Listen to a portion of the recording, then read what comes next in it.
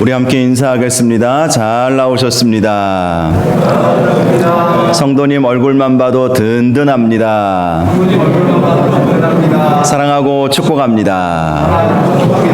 네, 감사합니다. 오늘은 믿음의 사람들 첫 번째 시간입니다. 더 나은 제사를 드리는 믿음, 아벨이라는 제목으로 말씀의 은혜를 함께 나누겠습니다. 삶의 마지막까지 최선을 다해서 삶을 살고자 했던 민족 청년 시인 윤동주가 지은 서시라고 하는 유명한 시가 있습니다. 이 시의 앞부분만 잠시 낭송해 드리겠습니다. 죽는 날까지 하늘을 우러러 한 점 부끄러움이 없기를 잎새에 이는 바람에도 나는 괴로워했다. 그는 1943년 7월 14일에 일본에서 일본 유학생 사상범으로 체포되어서 1945년 2월에 해방을 보지 못하고 감옥에서 인생을 마치게 되었습니다. 그의 인생에 많은 관심을 가졌던 사람들이 그가 2년 동안 어떠한 감옥 생활을 보냈는지 알아보았습니다. 그리고 그가 갇혀 있었던 일본 규슈 후쿠오카 형무소에 남아있는 기록을 발견하게 되었는데요. 거기에는 이렇게 기록되어 있었습니다. 윤동주는 고향집의 편지에서 차입한 신약 성서를 옥중에서 읽고 있다. 그는 날마다 이 책에 빠져 있다. 이런 기록을 발견하게 되었던 것입니다. 알려진 바로는 윤동주 선생은 어린 시절 예수 믿는 할아버지 또 아버지에게 신앙의 영향을 받았다고 합니다. 그렇습니다. 그는 마지막 죽는 순간까지 자기의 믿음을 지키기 위해서 하나님 말씀에 집중했던 것입니다. 그래서 그는 그가 지은 서시에 나와 있는 이 시의 내용처럼 죽는 날까지 하늘을 우러러 한 점 부끄러움이 없기를 원했던 것이죠. 윤동주 시인이 말한 하늘은 어떤 하늘이겠습니까? 하나님이 계시는 바로 그 하늘, 하나님을 말하는 것이라고 해석할 수 있는 것이죠. 그러나 그는 동시에 이런 말을 하죠. 잎새에 이는 바람에도 나는 괴로워했다. 잎새에 이는 바람에도. 이 시의 의미는 이것입니다. 잎새에 이는 바람은 아주 조그만 바람을 말하는 거예요. 이 조그만 바람에도 내 마음이 흔들림으로 인해서 나는 괴로워했다는 것이죠. 이것이 무엇을 말하는 것입니까? 그는 민족 해방을 위해서 하나님께 기도하고 나름대로 최선을 다해서 살아왔고 지금 이렇게 감옥에 갇혀 있지만 그러나 자기 자신을 돌아보면 잎새에 이는 별것 아닌 그 바람조차도 이기기 어렵고 힘들어하는, 갈등하고 번민하고 고뇌하는 자기 자신 때문에 괴로워했다고 그렇게 시에서 쓰고 있는 것입니다. 그렇습니다. 그는 그렇게 민족을 위해서 몸부림치며 하나님 앞에서 자신의 믿음을 지키려고 몸부림쳤던 것을 볼 수가 있는 것입니다. 오늘부터 저는 마태복음 강해를 잠시 미루어 두고 히브리서 11장 말씀을 중심으로 믿음의 사람들이라는 주제로 시리즈 설교를 준비하고 있습니다. 이렇게 믿음의 사람들이라는 시리즈 설교를 준비하게 된 것은 지금 이 시대가 정말 믿음이 필요한 시대이기 때문인 것입니다. 누가복음 18장 8절에 보면 인자가 올 때에 세상에서 믿음을 보겠느냐 라고 말씀하고 있습니다. 인자가 올 때라고 하는 것은 우리 주님이 다시 재림하실 때를 말하는 것이죠. 우리 주님이 재림하실 때 여러 가지 징조가 있다고 말씀해 주시지 않았습니까? 우리가 계속해서 마태복음 24장에서 26장까지 말씀을 통해서 어떠한 징조가 있게 될 것인지 우리는 말씀을 함께 살펴보았습니다. 바로 인자가 올 때 여러 가지 환난들을 당하게 되는데 사람들이, 믿음을 지키는 사람들이 드물다라는 것을 예수님이, 드물게 될 것임을 예수님이 말씀해 주셨던 것입니다. 그래서 믿음이 필요한 거예요. 특별히 코로나와 같은 환난은 주님이 다시 오실 징조 중에 하나 아니겠습니까? 이럴 때 정말 주님이 말씀하신 것처럼 인자가 올 때의 믿음을 보겠느냐? 그러나 주님, 제가 주님을 온전히 믿고 주님을 예배하고 주님 앞에 나아가고 있습니다. 이렇게 주님 앞에 나아가는 저와 여러분들이 되기를 원하는 것입니다. 마태복음 24장 13절에도 예수님이 말씀하셨어요. 그러나 끝까지 견디는 자에게는 구원을 얻으리라. 끝까지 견디는 자는 구원을 얻으리라 라고 말씀을 하신 것입니다. 인자가 올 때 세상에서 믿음을 찾아보기가 어렵겠지만 그러나 끝까지 믿음 지키는 자들도 있다는 것을 말하는 것이죠. 끝까지 믿음을 지키라는 것입니다. 저와 여러분이 끝까지 믿음 지켜서 주님께서 구름 타고 오실 때 할렐루야 주님을 맞으시는 저와 여러분들 되시기를 주님의 이름으로 축복합니다. 히브리서 11장을 보면 이렇게 위대한 믿음으로 살았던 믿음의 영웅들을 우리에게 소개해주고 있습니다. 히브리서 11장 내용을 쭉 보니까 이 믿음의 영웅들에 대해서 대략 한 20여 명 가까이 그렇게 이름이 언급되어 있는 것을 볼 수가 있습니다. 어떤 사람들은 긴 절을 할애하고 있고 또 어떤 사람들은 그냥 이름 석자, 이름만 이렇게 기록되어 있는 것을 볼 수가 있습니다. 중요한 것은 이분들이 얼마나 많은 성경의 분량을 차지하고 있느냐가 아니라 하나님께서 보실 때 믿음의 사람으로 하나님께서 믿음을 인정해 주셨던 사람으로 기록이 되어 있다는 것입니다. 특별히 우리가 신앙생활을 잘하기 위해서는 본이 될 만한 사람들이 필요하지 않겠습니까? 앞으로 진행될 이 믿음의 사람들 시리즈 설교를 통해서 저와 여러분들이 이 믿음의 영웅들의 믿음의 모습을 본받고 주님께서 찾으시는 믿음의 사람들, 끝까지 믿음 지켜 구원을 얻을 수 있는 저와 여러분들 될 수 있기를 주님의 이름으로 축복합니다. 오늘은 11장 1절에서 4절 말씀 중심으로 믿음의 사람 아벨에 대해서 함께 말씀을 나누려고 합니다. 잘 아시겠지만 아벨은 아담과 하와의 둘째 아들이었죠. 아담과 하와의 두 아들에 대한 이야기는 창세기 4장에 잘 나와 있습니다. 창세기 4장 1절에서 2절 말씀을 보면 아담이 그의 아내 하와와 동침함에 하와가 임신하여 가인을 낳고 이르되 내가 여호와로 말미암아 등남하였다 하니라. 그가 또 가인의 아들 아벨을 낳았는데 아벨은 양치는 자였고 가인은 농사하는 자였더라 라고 말씀하고 있습니다. 아담과 하와가 이렇게 두 아들을 낳게 된 것은 그들이 선악과를 따먹고 에덴 동산에서 쫓겨난 이후였다는 것을 알 수가 있습니다. 그때 하나님께서 아담과 하와에게 아들을 주셨는데 그 첫째 아들이 가인이었습니다.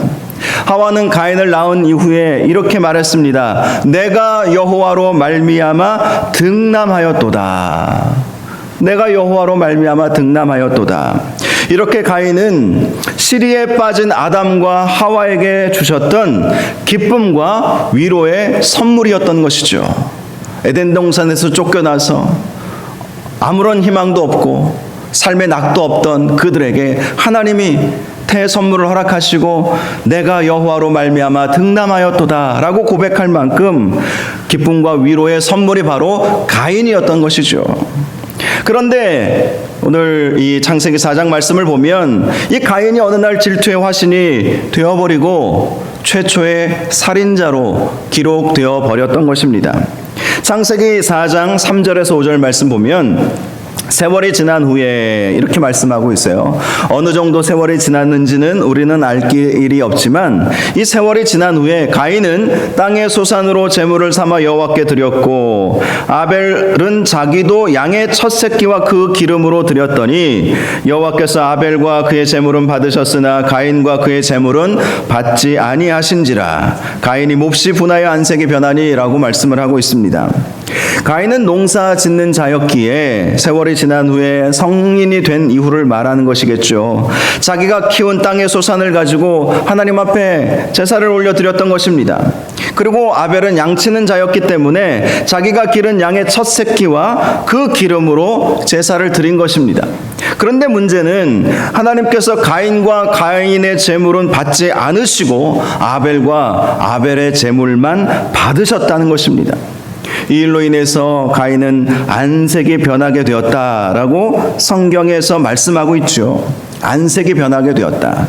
안색이 변했다는 것은 히브리어 본래 의미는 이것입니다. 극심한 분노나 불만에 의해서 안색이 변한 것이다. 얼굴 색깔이 잠시 이렇게 바뀐 것이 아니라 실망의 어떤 안색을 하게 되었던 것이 아니라 극심한 분노, 극심한 불만에 의해서 얼굴 색깔이 완전히 바뀌어 버렸던 것입니다. 즉 가인은 하나님께서 자기와 자신이 드린 제물을 받지 않으신 것에 대해서 그 분노의 감정이 얼굴에 그대로 드러나 버리게 되었던 것입니다. 서운한 것은 이해할 수 있지요. 그러나 분노까지 나아가서는 안 되지 않겠습니까? 안색이 완전히 변해버린 거예요.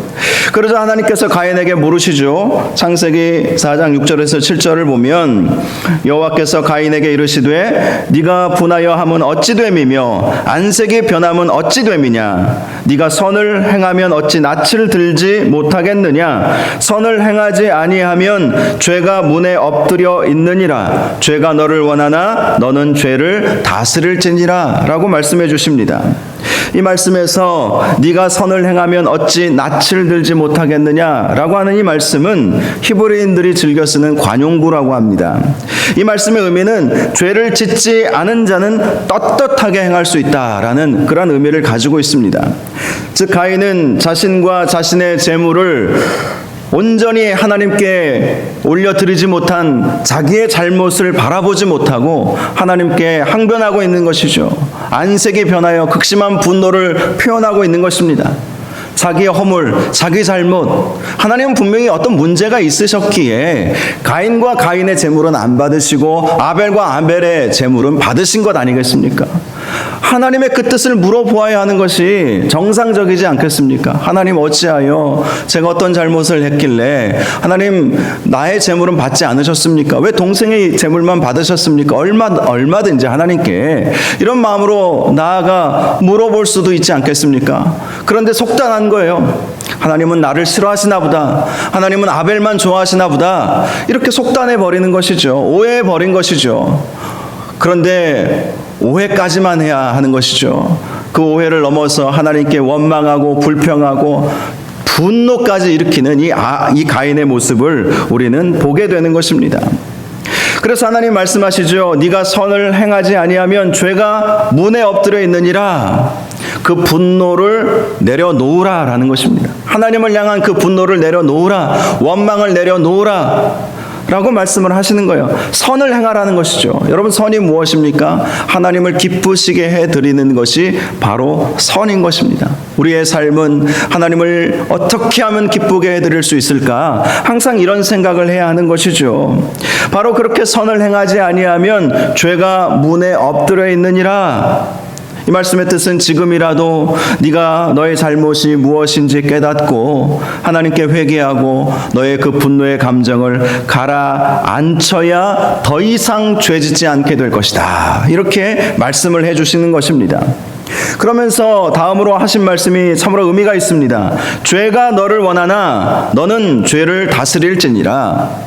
여러분 사람이 죄를 원하는 것이 아니라 죄가 사람을 원한다는 거예요. 죄가 사람을 삼킨다는 거예요. 죄를 상징하는 것은 사단을 말하는 것이죠. 사단이 항상 우리를 죄짓게 만들게 하고 있다는 것입니다.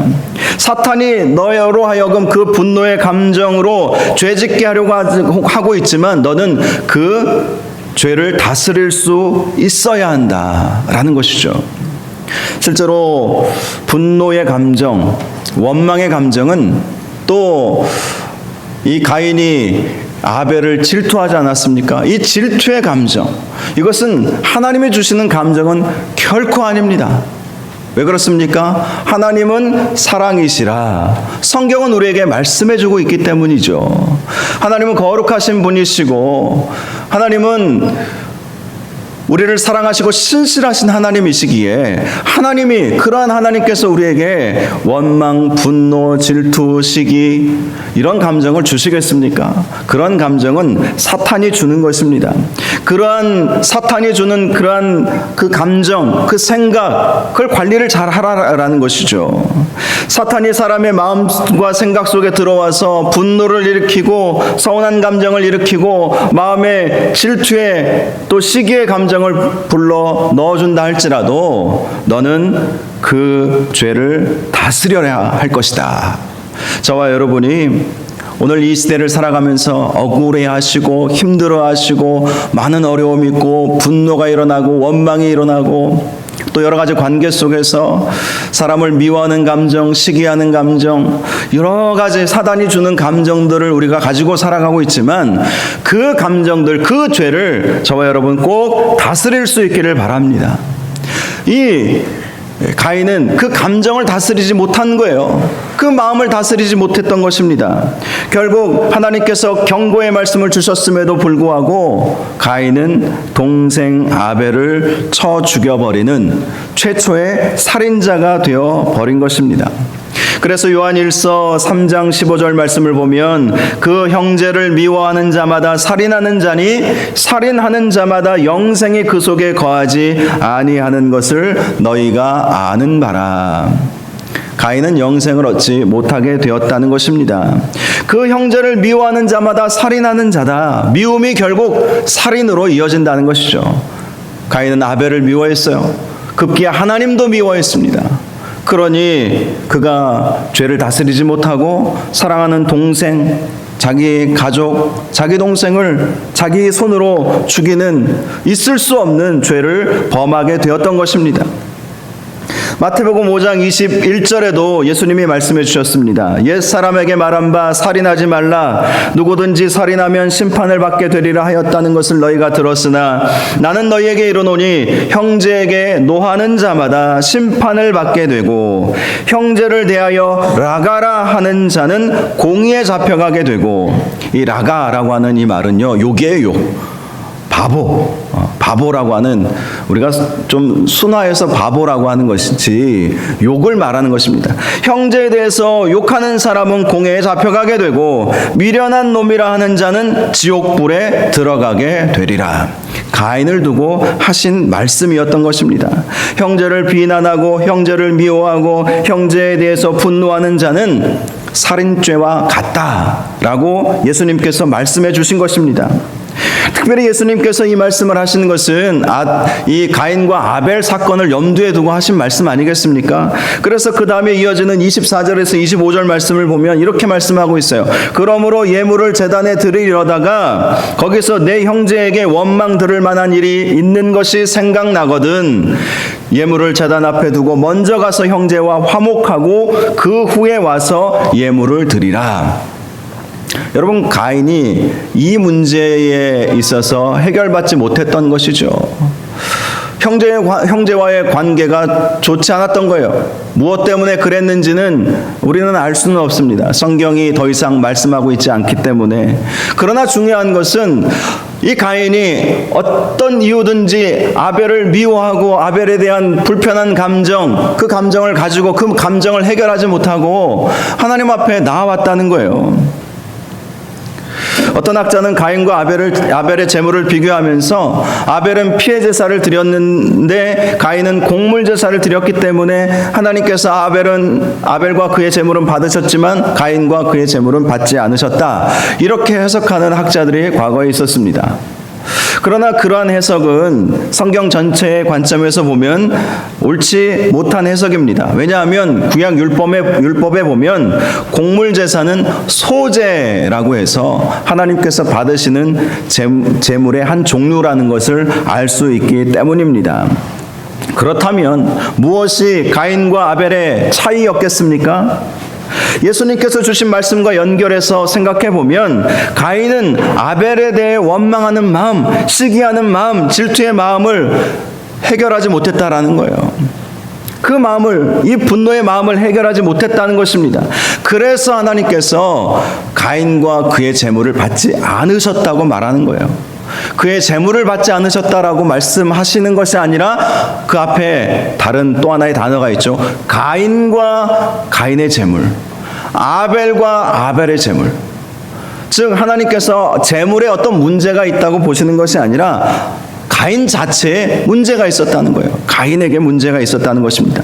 재물에는 문제가 없죠. 어찌 보면 가치 중립적인 것이 재물 아니겠습니까? 문제는 재물을 가지고 오는 사람의 마음과 태도인 것입니다. 예배를 드리러 나오는 저와 여러분의 태도가 중요한 것이죠. 저와 여러분의 마음이 중요한 것입니다. 예물을 하나님 앞에 올려드릴 때 어떤 마음으로 드리느냐, 11조를 올려드리고 감사의 예물을 올려드리고 선교와 구제와 건축의 예물을 우리가 올려드리지 않습니까? 그럴 때 어떤 마음으로 하나님 앞에 나아가느냐, 어떤 마음으로 하나님 앞에 드리느냐, 우리가 우리의 몸을 이 예배의 자리에, 또 실시간으로 예배 드리시는 분들은 가정에서 앉아서 소파에서나 상 위에서 예배를 드리실 거예요. 여러분, 우리 몸이 왔다 할지라도 어떤 마음으로 왔느냐가 더 중요하다는 거예요. 더 중요하다는 거예요. 가인은 하나님 앞에 예배는 드렸어요. 제물은 드렸어요. 그러나 그의 마음에 해결해야 할 그 문제를 해결하지 않고 형식적인 모습으로 하나님 앞에 나왔기 때문에 결국 하나님께서는 가인과 가인의 제물을 받지 않으셨다라고 말씀을 하고 있는 것입니다. 우리가 하나님 앞에 나아갈 때는 거룩한 마음으로, 진실한 마음으로, 성경에서 말씀하고 있는 것처럼 영과 진리로 성령님을 사모하는 마음으로, 우리의 마음을 다하여, 혼을 다하여, 또 하나님의 말씀을 사모하는 마음으로, 진리 되신 예수 그리스도를 사모하는 마음으로 주님 앞에 나아가야 한다는 것입니다. 가인은 하나님 앞에 예배 드렸습니다. 그의 땅의 소산을 하나님 앞에 올려드렸습니다. 그러나 하나님은 그의 마음과 그의 태도를 문제 삼으시고 그 마음과 그 재물을 받지 않으셨던 것이죠. 그러나 가인이 만일 이때에 하나님께서 재물을 받지 않으셨을 때에 하나님 용서하시옵소서, 제가 하나님을 온전히 예배하러 나아가지 못했습니다.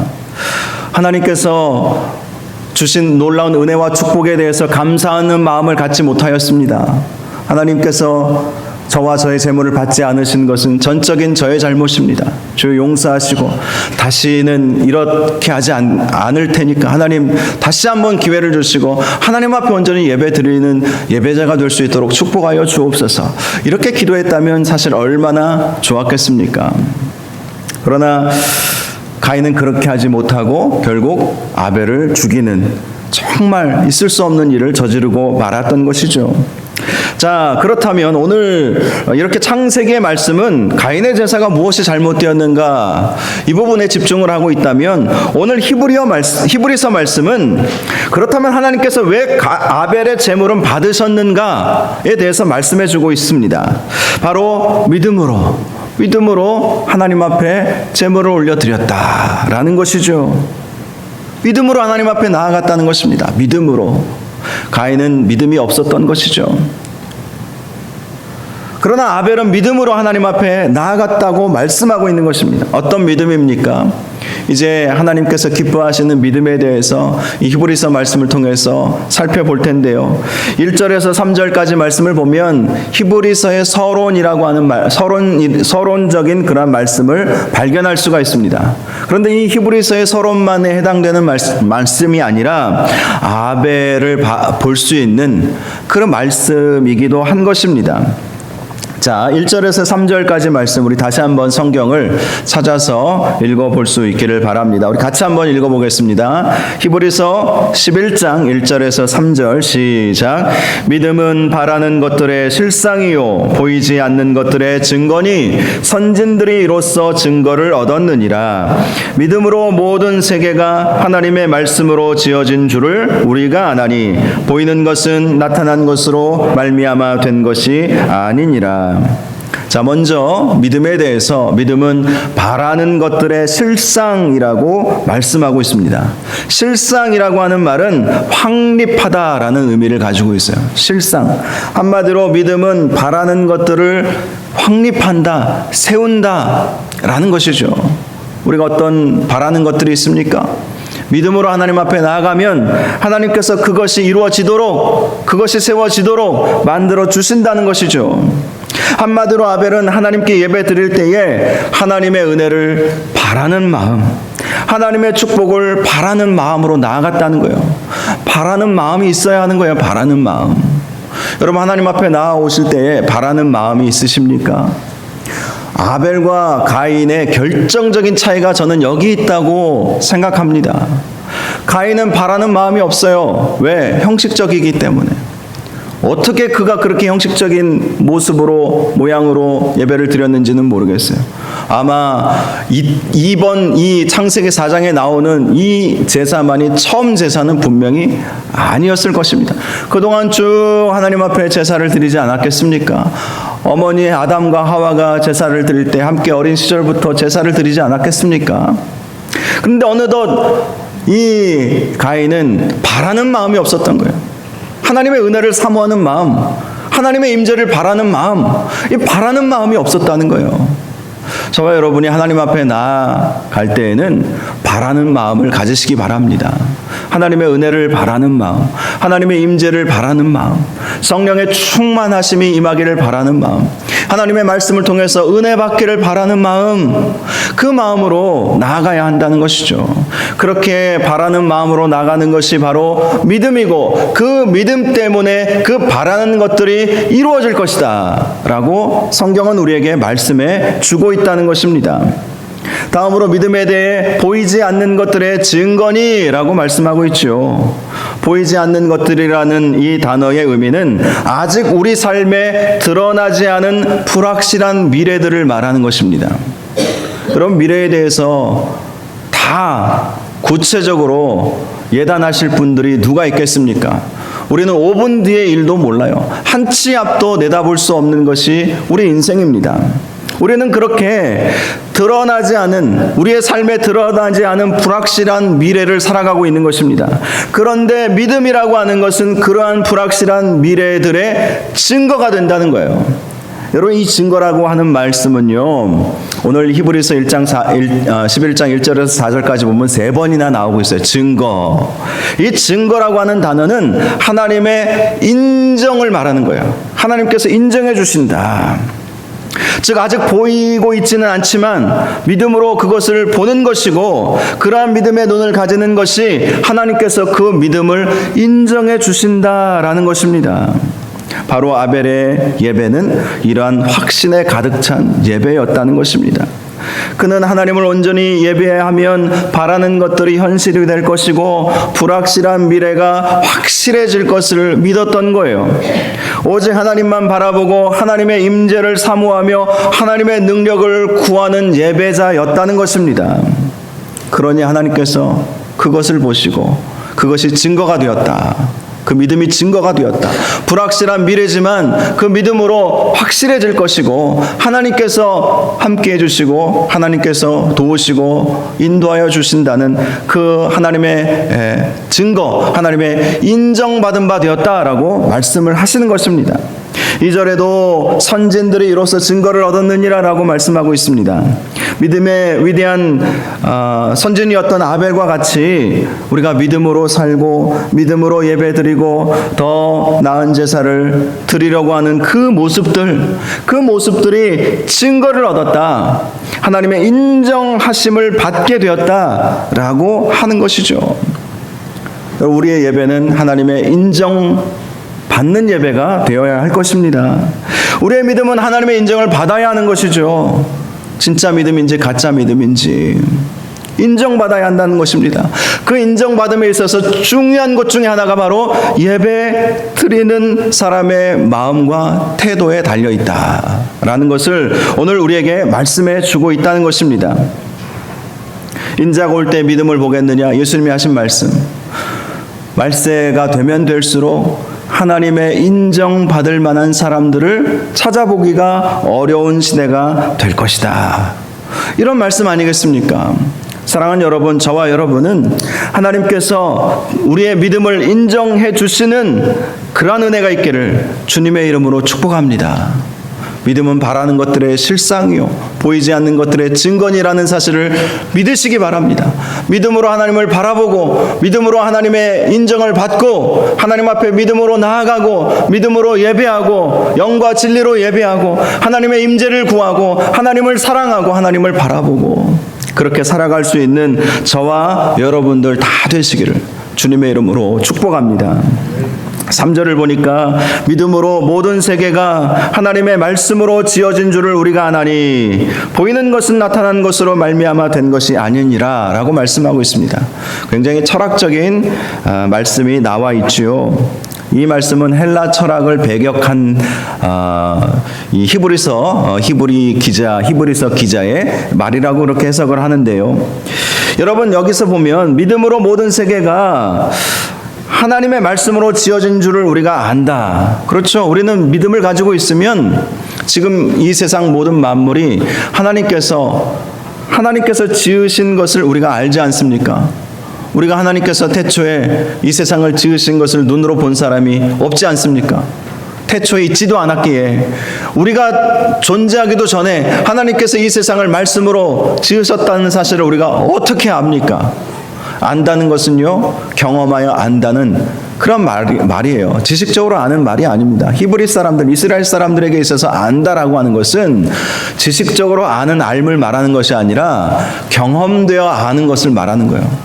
우리가 직접 눈으로 보지 않았어요. 그럼에도 불구하고 저와 여러분은 태초에 하나님이 천지를 창조하시니라. 이 말씀 믿지 않습니까? 안 믿으세요? 이 말씀 믿지 않습니까? 태초에 하나님이 천지를 창조하셨다는 사실을 우리 눈으로 보지 않았어도 우리는 보고 알고 믿고 있지 않습니까?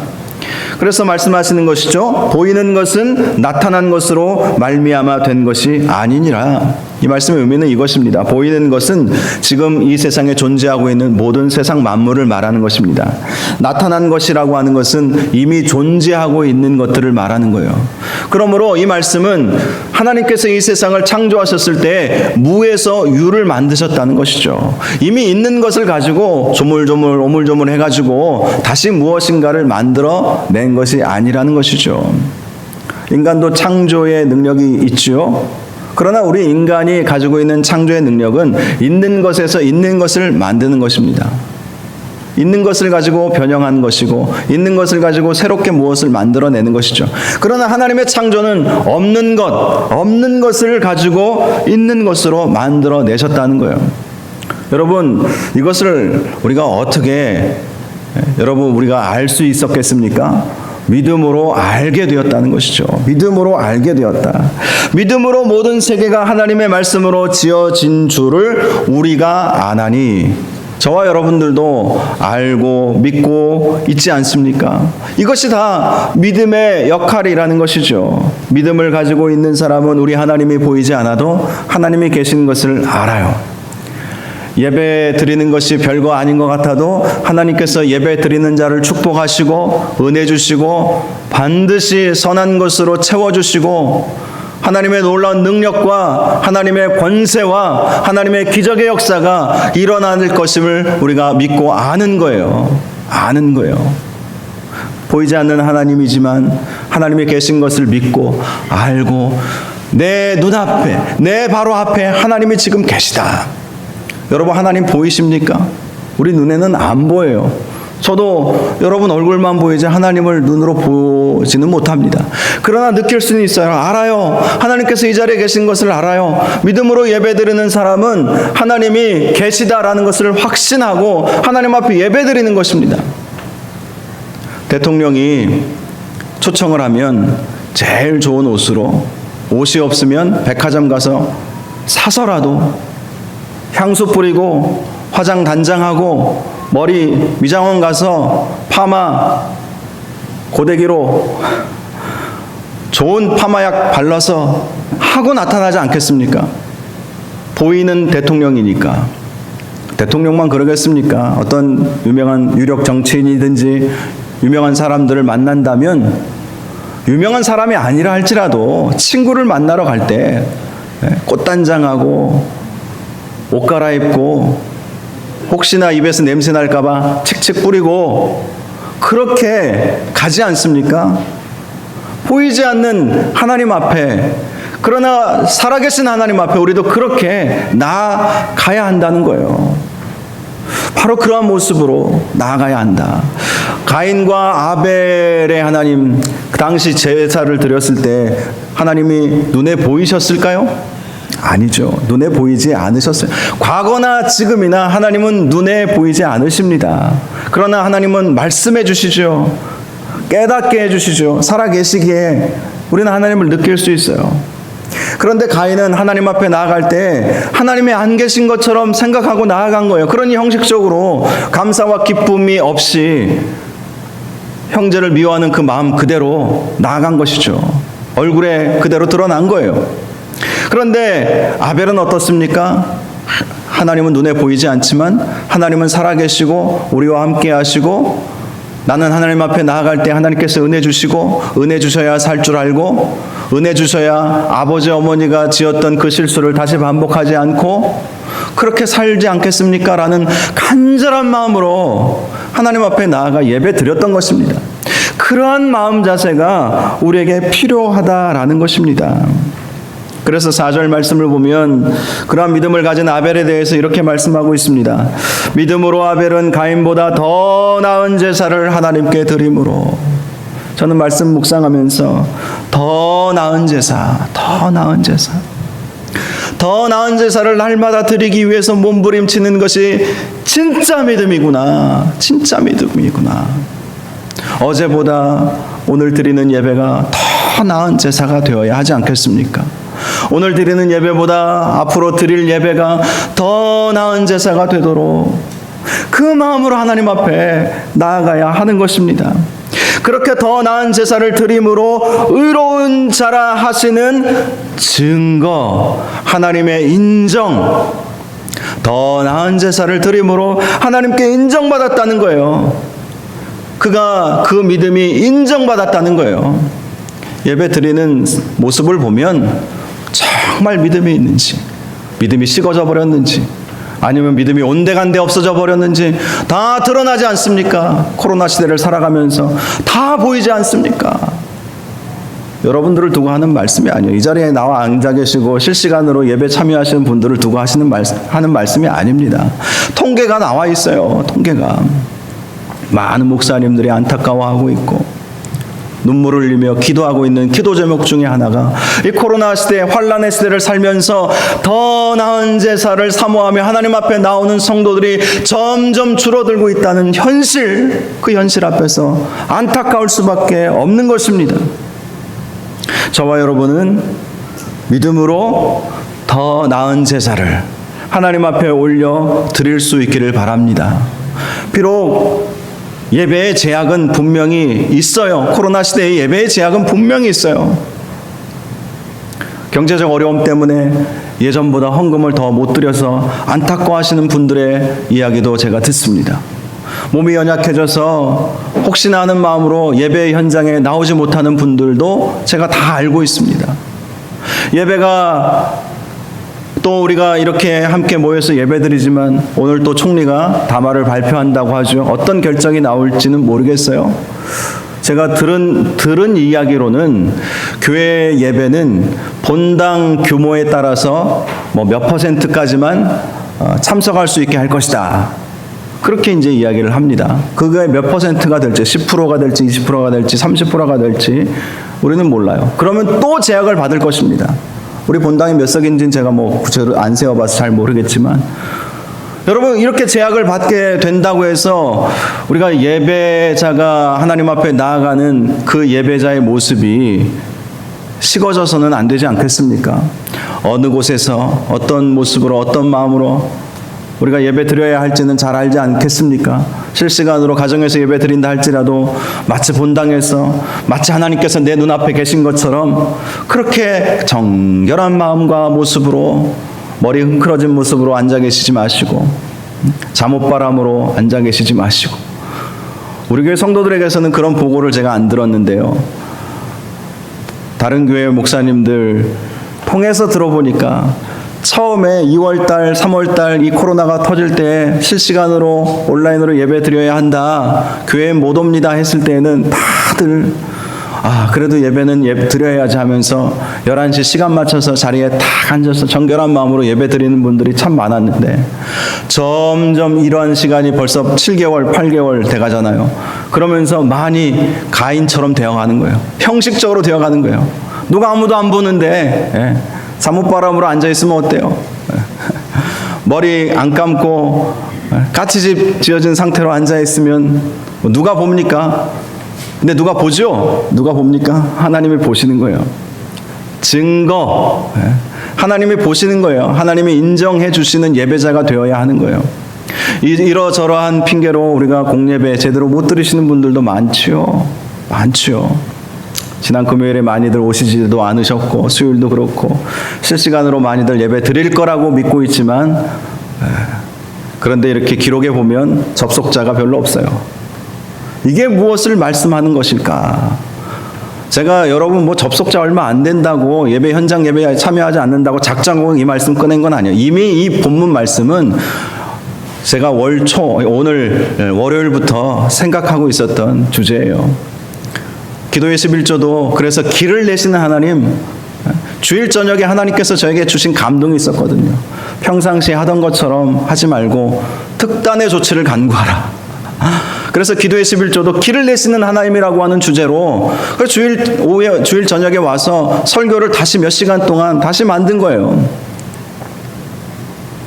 정말 말씀이 우리에게 들어와야 그 말씀이 우리를 변화시키고 말씀 붙잡고 살아야 승리할 수 있기 때문에 하나님께서 새로운 그러한 영의 양식을 준비하라고 하셨기에 이렇게 또 말씀의 주제를 제가 마태복음에서 히브리서 11장으로 바꾸게 된 것입니다. 여러분, 히브리서 11장의 중요한 교훈이 무엇입니까? 더 나은 제사를 드려라. 시대가 어렵고 환난의 시대이고 예배가 방해받고 여러 가지 어려움들이 있을지라도 아벨처럼 형식적이거나 또 원망하는 마음, 미워하는 마음으로 살 것이 아니라 정말 하나님께서 기뻐하시는 그런 예배자가 되어야 한다. 그 예배자의 모습을 통해서 믿음이 증거된다는 거예요. 그 믿음이 인정받을 수 있는지 없는지가 보여지게 된다는 것입니다. 사랑하는 여러분, 요한복음 4장 23절에 아버지께 참되게 예배하는 자들은 영과 진리로 예배할지니, 아버지께서는 자기에게 이렇게 예배하는 자들을 찾으시느니라. 찾고 계신다는 거예요. 찾고 계신다는 거예요. 저와 여러분이 하나님께서 찾으시는 예배자들, 믿음으로 예배드리는 저와 여러분들 되시기를 주님의 이름으로 축복합니다. 예배에 성공하면 믿음이 인정받고 우리 인생의 모든 문제도 해결되는 거예요. 바라는 것들도 확립될 것이고 보이지 않는 것들이 다 우리의 삶의 현실에 드러나게 될 것입니다. 믿음으로 나아가셔서 믿음으로 예배드리시고 이러한 은혜와 축복을 받는 저와 여러분들 되시기를 주님의 이름으로 축원합니다.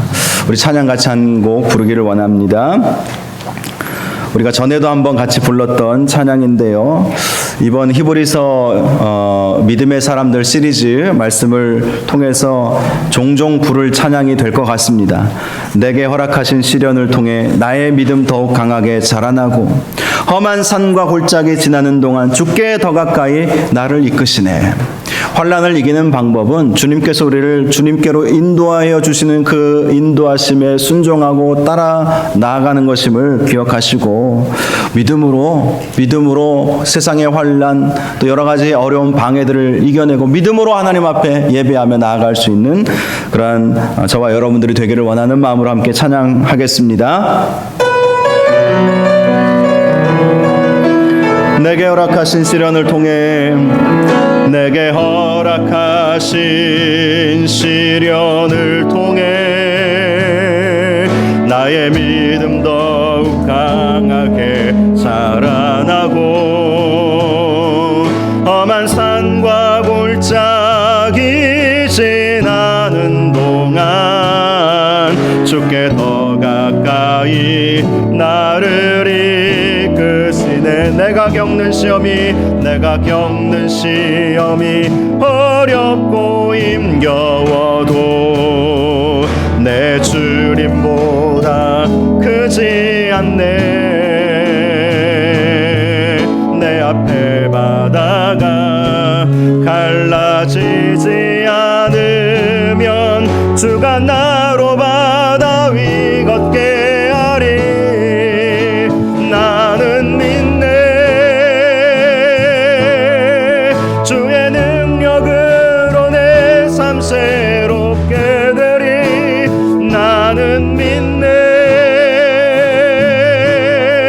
주의 능력으로 담대히 나가리라. 주와 함께 싸워 승리하리라.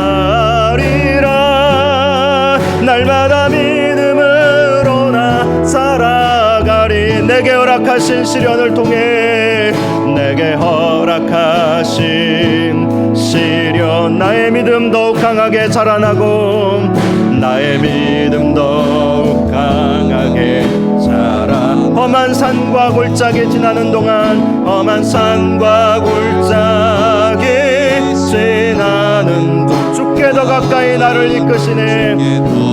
가까이 나를 이끄시네. 내가 겪는 시험이 어렵고 힘겨워도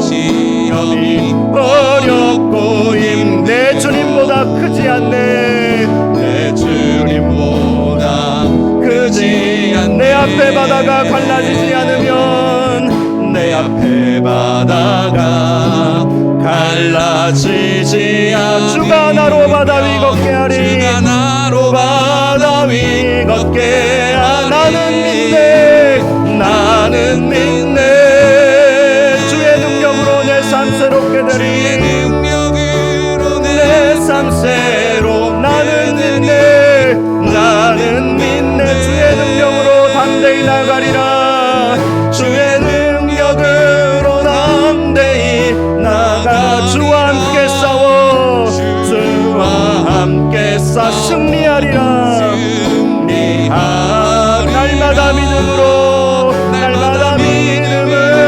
나 살아. 나는 믿네. 나는 믿네. 주의 능력으로 내 삶 새롭게. 나는 믿네. 나는 믿네. 주의 능력으로 담대히 나가리. 주와 함께 싸워 승리하리라. 함께 싸워 승리하리. 날마다 믿음으로 나 살아가리. 이 시간 함께 기도할 때 주님, 믿음으로 예배하는 저희들 되기를 원합니다. 믿음으로 주님 앞에 나아가기를 원합니다. 그래서 보이는 것들이 우리의 삶의 실상이 되어지고 바라는 것들이 다 증거가 되는 놀라운 역사가 우리의 삶에 이루어질 수 있도록 축복하여 주옵소서. 더 나은 제사로 주님 앞에 나아갈 수 있는 저희가 되게 하여 달라고 우리 말씀 생각하면서 우리 함께 기도하겠습니다. 주여, 거룩하고 존귀하신 아버지 하나님, 우리 하나님 우리를 도우시고 인도하여 주시기를 간절히 원합니다. 하나님 아버지, 우리가 믿음으로 나아가기를 원합니다. 더 나은 제사로 하나님 앞에 나아가게 하여 주옵소서. 하나님, 어두운 형식적이고 나태함에 빠져 있었던 저희들을 용서하시고 더 나은 제사로 더 나은 믿음으로 주님께 나아갈 수 있는 저희들 될 수 있도록 하나님 도와주시옵소서. 하나님, 주님 인자가 다시 올 때 믿음을 다시 보겠느냐라고 하셨는데 하나님, 믿음으로 나아가기를 원합니다. 믿음으로 주님 앞에 나아가기를 원합니다.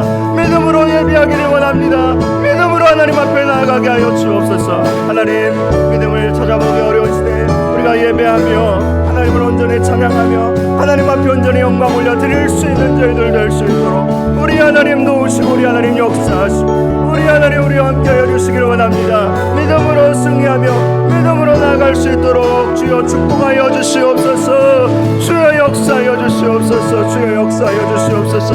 믿음으로 승리할 수 있도록, 믿음으로 예배드릴 수 있도록, 믿음으로 나아갈 수 있도록 저희들을 붙잡아 주시옵시고 온전히 하나님 앞에 영광 올려드릴 수 있는 주님 저희들 될 수 있도록 축복하여 주시옵소서. 우리에게 믿음을 부어주시옵소서. 믿음을 부어주옵소서. 믿음을 부어주시옵소서. 주님께서 오늘도 우리를 축복하시고 주께서 오늘도 우리와 함께하여 주시고 주님의 놀라운 은혜와 축복이 넘칠 수 있도록 저희들을 주여 축복하시고 함께하여 주시옵소서. 주여 축복하. 나는 믿네. 나는 믿네. 주의 능력으로 내 삶 새롭. 나는 믿네. 나는 주의 능력으로 담대히 나가리라. 주의 능력으로 담대히 나가리. 주와 함께 싸워 승리하리라. 함께 싸워 승리하리. 날마다 믿음으로 나 살아가리. 날마다 믿음으로 나 살아가리. 날마다 믿음으로 나 살아가리. 거룩하신 하나님 아버지, 믿음으로 저희들 살아가기를 원합니다. 더 나은 제사를 하나님 앞에 올려드리기를 원합니다. 믿음으로 하나님 앞에 영광 올려드릴 수 있는 저희들 되게 하셔서 우리의 바라는 것들이 실상이 되고 보이지 않는 것들이 증거가 되는 우리의 삶에 놀라운 기적의 역사가 일어나게 하여 주옵소서. 예수님의 이름으로 기도하옵나이다. 아멘.